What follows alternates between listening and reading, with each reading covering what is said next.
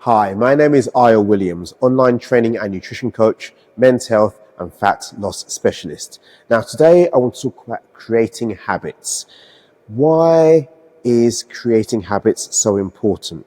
The reason is to reach any goal of self-improvement, change, whatever it is, fat loss, getting stronger, new job, new relationship. In order to grow, in order to get better, you need consistency of action. The best and easiest way of maintaining that consistency is to make whatever it is you're doing a habit, whether it's better eating, whether it's movement, whether it's working on an element of yourself from within. Creating that habit is the key to keeping it consistent, and that is the key to success. Now, what can you do in a concise bullet point form from today to make that more likely to happen? The first is to really think about the reason why you want to do something. Why do you want to change? Why do you want to get to that goal? Once you've figured that out, write it down, put it somewhere where you can see it so that it's forefront, and every time you get a moment where you could do something else, you see the reason, the overarching reason why, and you can pull yourself back into getting that thing done. The second thing is to stack the habits. Now, you might have heard of this. It's from a gentleman called James Clear, who wrote a very good book on it. But if you want to do something regularly, attach it to something which you already do regularly. The one that springs to mind is if you want to stretch and get more mobile in the morning, make sure that you do it just after you brush your teeth.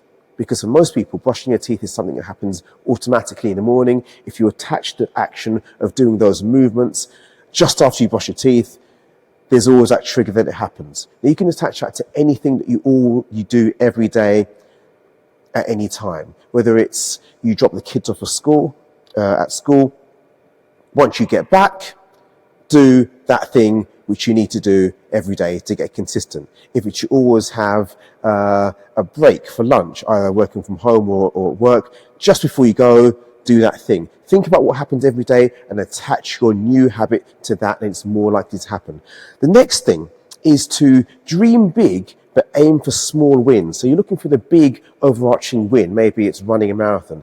But if you're not a runner at the moment, the win that you're aiming for should be small. Can you go out for a power walk for 10 minutes every day this week?